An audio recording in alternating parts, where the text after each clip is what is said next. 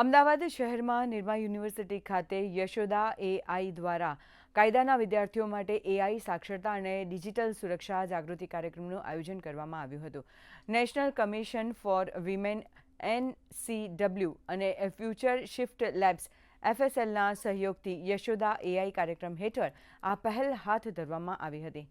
કાર્યશાળામાં 4 મુખ્ય વિષયો પર ભાર મૂકવામાં આવ્યો હતો, જેમાં એઆઈ શિક્ષણ અને કારકિર્દીમાં શિક્ષણ અને રોજગાર બજારને કેવી રીતે પ્રભાવિત કરી રહ્યું છે તે સમજાવવામાં આવ્યું હતું. કાર્યક્રમમાં નેશનલ કમિશન ફોર વિમેનના અધ્યક્ષ વિજયા રાહટકરે ટેકનોલોજીને જાગૃતિ અને જવાબદારી સાથે જોડવાની જરૂરિયાત પર પણ ભાર મૂક્યો હતો. देश के लगभग 11 स्टेट्स में अलग अलग क्षेत्र के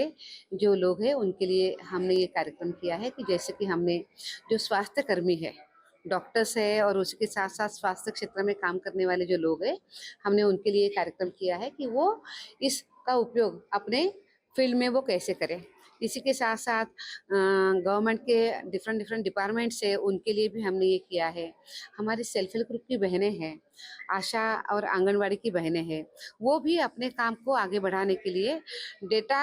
तैयार करने के लिए, डिजिटाइज रूप में आगे जाने के लिए वो उसका उपयोग कर सकती है। और इसी तरीके से हमने ये प्रयास किया है कि आज का जो हमारा देश का युवा,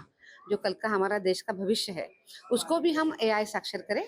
जिसके माध्यम से वो आगे चले